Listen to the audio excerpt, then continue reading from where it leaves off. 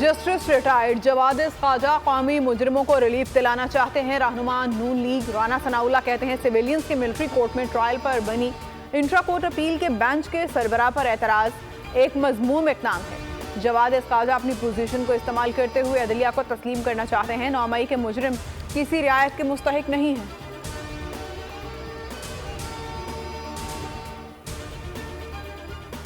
सिंध की सियासी जमातों का मुतालबा तस्लीम। सूबाई इलेक्शन कमिश्नर का तबादला। एजाज अनवर बलूचिस्तान में सूबाई इलेक्शन कमिश्नर तैनात। बलूचिस्तान के इलेक्शन कमिश्नर शरीफुल्लाह को सिंध में सूबाई इलेक्शन कमिश्नर तैनात कर दिया गया।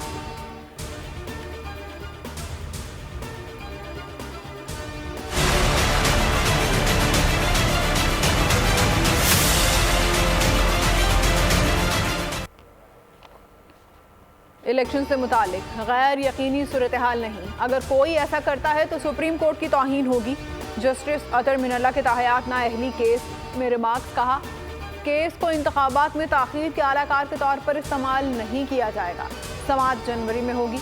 अदालती हुक्म की नकल इलेक्शन कमीशन को भी अरसाल करने का हुक्म।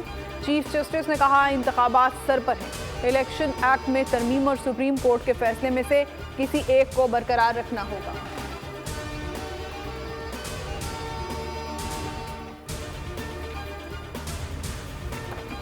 और ये ऐसे हुआ जैसे 2017 में हमारी हुकूमत कितनी अच्छी चल रही थी। लोग भी खुश थे, मजदूर खुश था, किसान खुश था और महंगाई नहीं थी मुल्क में। 2018 के इलेक्शंस में क्या हुआ था कौम जान चुकी है। कायद मुस्लिम लीग नून का सिंध में सरगर्मियां तेज करने का फैसला। 18 दिसंबर को कराची आएंगे। सिंध भर में जलसों का ऐलान। पहला वर्कर्स कन्वेंशन 15 दिसंबर को हैदराबाद में होगा। 20 से 25 दिसंबर तक भी खुसूसी तकरीबात होंगी। नून लीग के पार्लिमानी बोर्ड का 7वां इजलास। नवाज शरीफ का कहना था आइंदा हुकूमत मिली तो मुल्क और कौम के लिए काम करेंगे।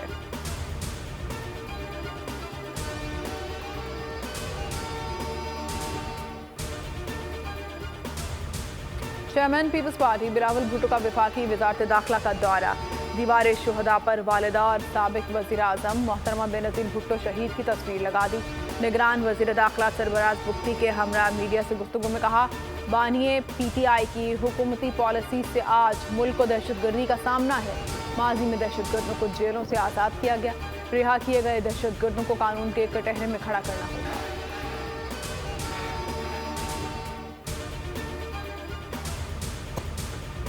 जमहूरियत का निज़ाम बहुत कठिन है, बहुत बर्दाश्त का मुजाहरा करना होता है। साबिक सदर आसिफ सरदारी कहते हैं आज हूँ कल हूँ, इलेक्शन ज़रूर होंगे। लाडला जेल में है। 30 साल में लाडले को बनाया गया, कमजर्फ को मुल्क दिया गया जिसने बेड़ा गर्क कर दिया। इलेक्शन की तारीख देना इलेक्शन कमीशन के हाथ में है। अफगान बाशिंदों के शनाख्ती कार्ड्स बना दिए। वोटर लिस्टों में भी शामिल हैं। बाहर बैठे ब्लॉगर्स को जमाइमा पैसे दे रही हैं।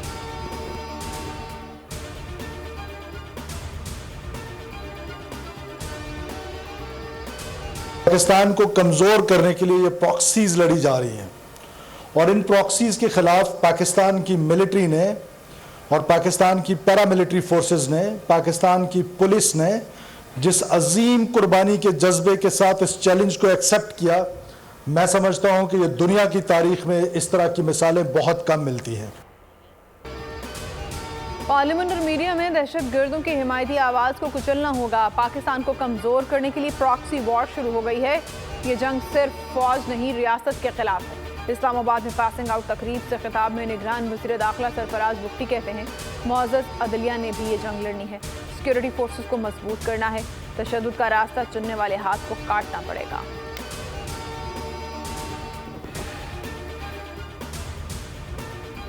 इलेक्शंस के अंदर किसी किस्म की ताख़ीर नहीं होगी। हमने ये तजवीज़ सामने रखी है कि जो एप्लीकेशंस आई हैं ताख़ीर के सिलसिले में उनको इलेक्शन कमीशन अनमेंटेनेबल करार दे। कुछ मखसूस पार्टियाँ इलेक्शन डिले पे बातचीत कर रही थी कि इलेक्शन जो है वो कभी मौसम के हवाले से कभी किस बहाने से डिले की बात हो रही थी। उस पर हमने बात की कि इलेक्शन डिले जो है पाकिस्तान पीपल्स पार्टी कभी बर्दाश्त नहीं करेगी।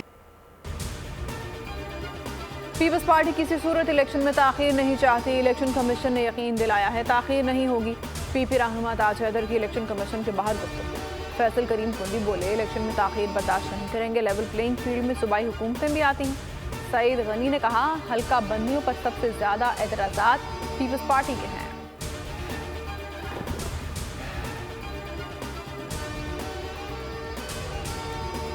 दिसंबर एक तरह से कट ऑफ डेट है, क्योंकि 16 दिसंबर और 8 फरवरी के दरमियान 54 दिन बनते हैं, जो कि आईनी तौर पर लाजमी है कि आपको सियासी जमातों को मिलने हैं। जो इलेक्शंस होने वाले हैं जुमेरात 8 फरवरी 2024, जो इंतखाबात का दिन है, पूरे मुल्क में इंतखाबात होंगे, इसमें किसी को कोई शक व शुबा नहीं होना चाहिए। इंतखाबी शेड्यूल 16 दिसंबर से पहले आ जाएगा। वफाकी वज़ीर इत्तलात मुर्तज़ा सोलंकी कहते हैं, आम इंतखाबात 8 फरवरी को ही होंगे, किसी को शक नहीं होना चाहिए।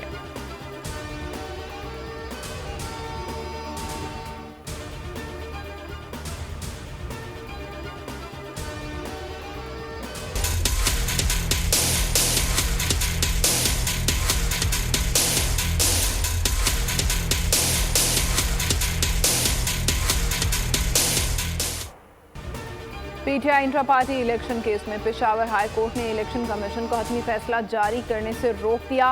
रिमार्क्स दिए, दरख्वास्त पर फैसले तक election commission final order pass ना करे। नोटिस जारी, समाअत 19 दिसंबर तक मुलतवी।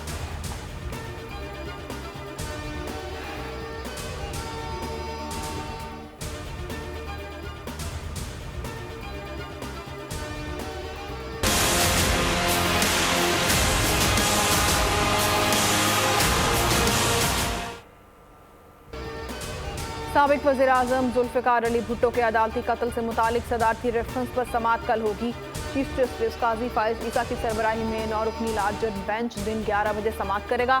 Chairman Peoples Party Bilawal Bhutto ने रेफरेंस की समाअत के लिए बराह रास्त नशरियात की दरख्वास्त दायर कर दी।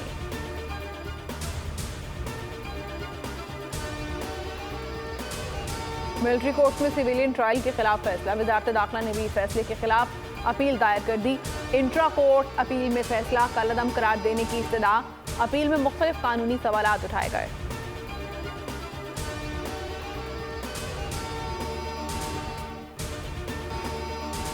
गलत है, हम इसको मुस्तरद करते हैं। मकबूजा कश्मीर पर इंडिया ने जबरन कब्जा किया है। हुकूमत के अपने रियासती मकासद जो कश्मीर के हवाले से खासे मजमूम नजर आ रहे हैं, ये तो बात सही है कि ये तो इसकी कोई मुल्क से बाहर तो कोई कानूनी हैसियत नहीं है।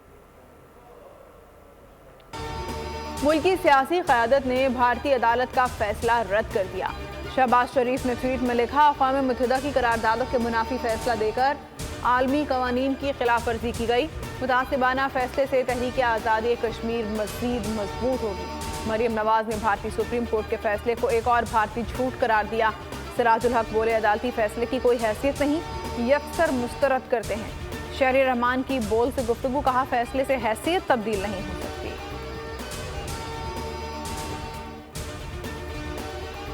गैर शरई निकाह केस काबिल समाअत करार, सेशन कोर्ट इस्लामाबाद ने महफूज फैसला सुना दिया। फरीकैन को नोटिस जारी कर दिए। बुशरा बीबी को ज़ाती हैसियत में अदालत में पेश होने का हुक्म। समाअत 14 दिसंबर तक के लिए मुलतवी।